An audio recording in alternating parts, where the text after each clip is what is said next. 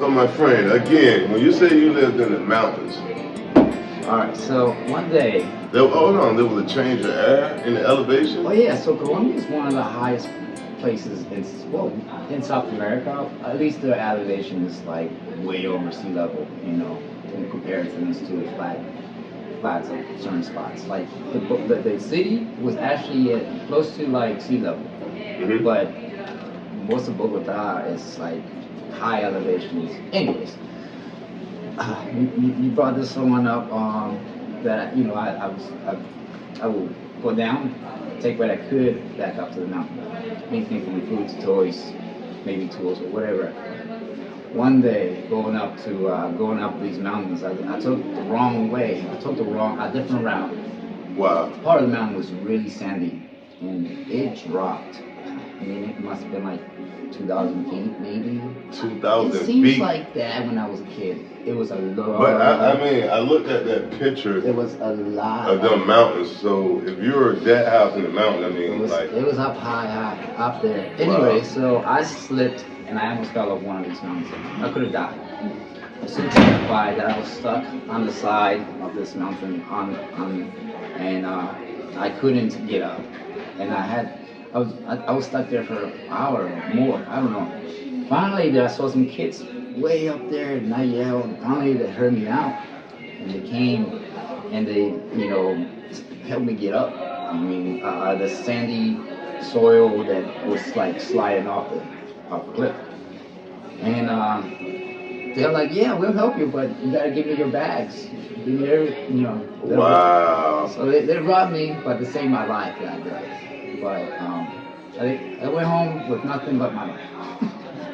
Wow. That's amazing. But I was probably like 7, maybe 8. Well, 7 years old? Maybe 8 years old? 6 to 8. But you had like some food and stuff that you just was bringing back home for your sisters? Yeah, just bags of food and maybe a toy or two. And they took it. So they was probably kind of poor as well too. Yeah. We lived in the ghetto, right? Yeah. Did they have like, like real ghetto? The ghetto, yeah. Like, you guys live here in the ghetto. This is nice. This is like the real ghetto. Yeah, this is nice. This is nice. Pretty much. I heard that before from some other. I met a friend of mine from India. Oh yeah. And he was telling me about the ghettos in Mumbai, something like that. And so I'd say United States ghetto is kind of like condominiums. Hey, this is way better life than some people have it out there. To be honest with you, even though it might look hardship, because this is what we know. Yeah. And we want to compare it to everybody else has got more than someone's always going to have more. Yeah, absolutely. People have a whole lot less than you. Most people have a whole lot less than you have more. Yeah. That's something that the guy from Mumbai also said. That the people there were way much more happier.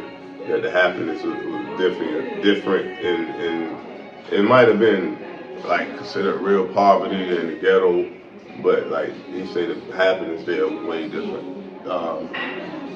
Real happiness, not material happiness. Exactly. True happiness. Yeah, when you just find it, But yeah, man, that's an amazing story. Man, you almost fell off a mountain. I'm just being honest, it's not a funny story, but it's really amazing. Almost fell off a mountain. And I'm picturing you going way up this big old tall mountain and just trying to make it home to your family, to look out for your little sisters. And yeah, man, that's amazing. So, this was in the 90s growing up. Did you, I have to ask this because American society, we grew up on a lot of different movies that gave us a different perception maybe of certain places. And so, we grew up on, Pablo Escobar's story was amazing. Now, they got Narcos, they had the Cali Cartel. So a lot of times people associate Colombia with coffee, cocaine, cocaina, and Pablo Escobar. But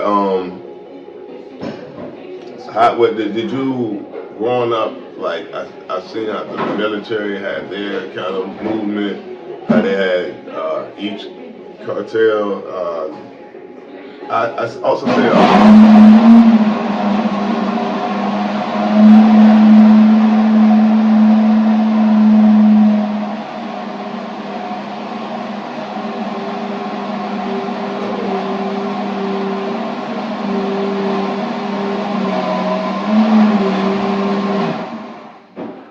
They I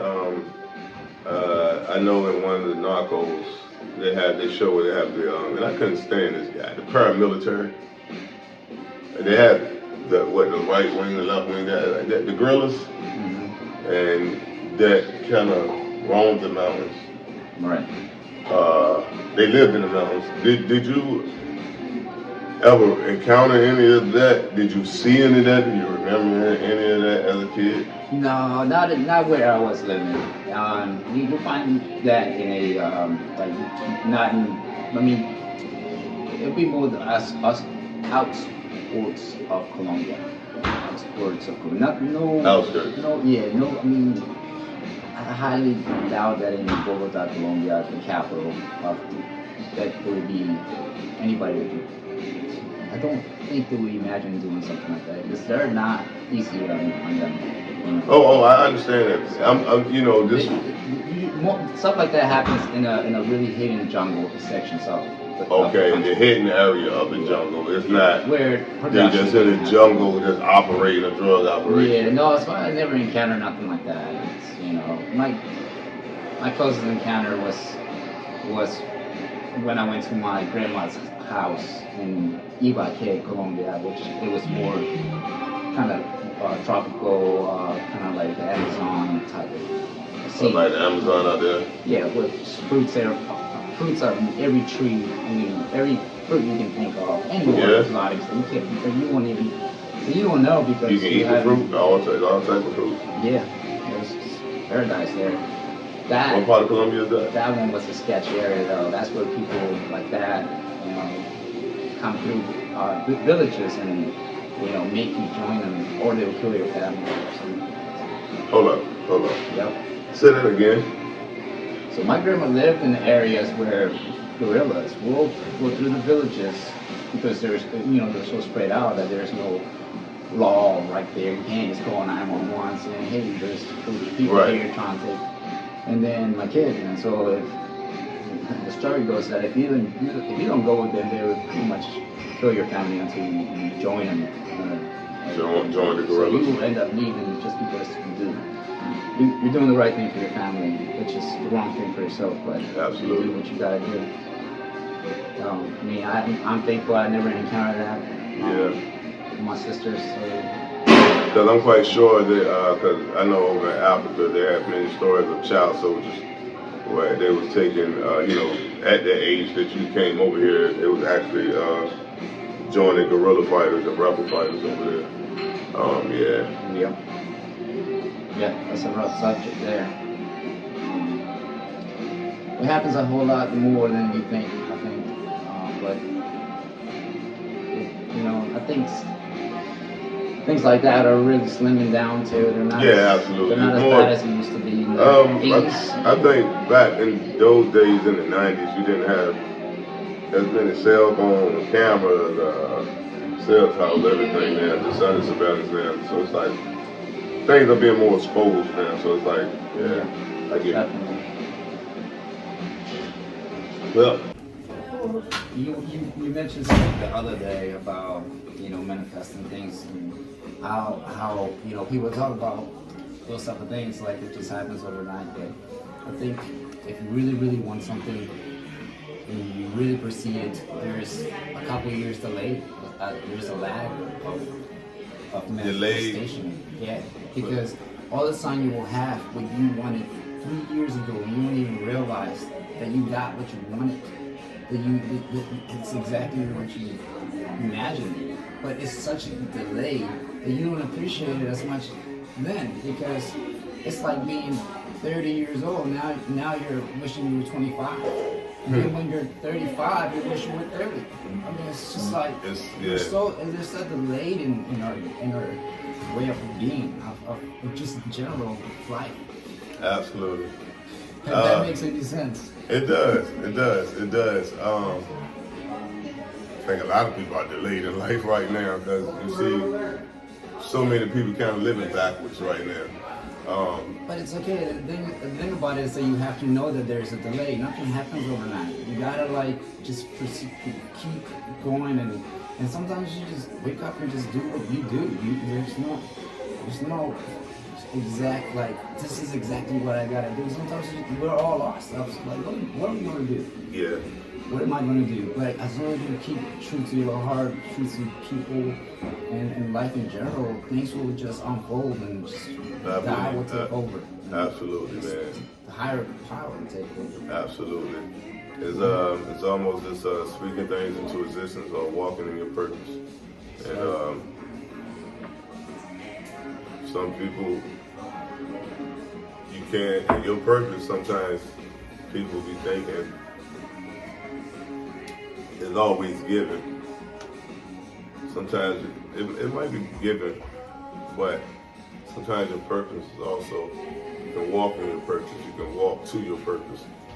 And you have to be conscious of, you know, what you're putting out. It's the same as karma.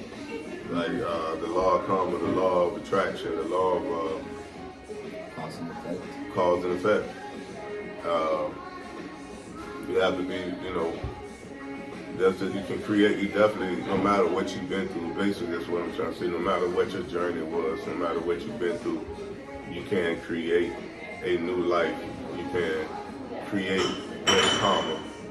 You can attract great things to your life.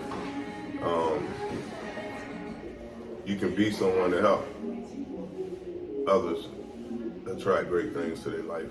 And once you walking in your purpose, you know.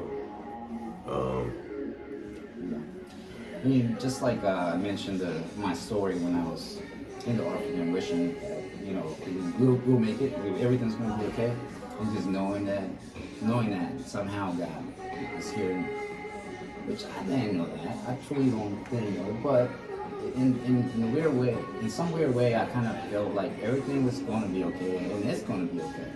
And Absolutely. you know what, it is now, right? Yes. We're here drinking espresso. You know, we're in the cafe drinking espresso. It's all right. I like to wake up. You was in I didn't mean to cut you off, my friend. Go for it. But you was in an orphanage. I was in a foster homes. My brother said he remembered, and my sister said they remember us being in the orphanage before we was taken. Yeah. And, I don't remember it. That's kind of something that's not in my memory. You know, like certain things they say kids just don't remember. That's something I don't, but my brother remembered. You know. Yeah. But that's what my sisters tell me all the time. They don't remember much of our journey back then. We have pictures to prove that it did happen. Right. Well, we're here today, and like, look at me, Cafe Talk. So my new slogan right here is like, we live in a kind world, okay? We live in a kind world. In a kind world. I live in a kind world. Yes. Because they say we live in a cruel world. I wake up every day and I say to myself, I live in a kind world. Because I don't want to live in a world that is not. So, say that again. You wake up every day and you live in a what? I wake up every day telling myself, I live in a kind world. I wake up every day and I live in a kind world. I don't live in a cruel world. My world isn't cruel. My world is love. My world is full of dreams, full of focus, full of loving people, full of inspiring people, full of intelligent people, creative people, and some coffee drinking mother. Like Mama Bottle, we took Columbia, blend in Colombia. I think I'm Pablo with gourmet beans in my cargo. We 0 to 100.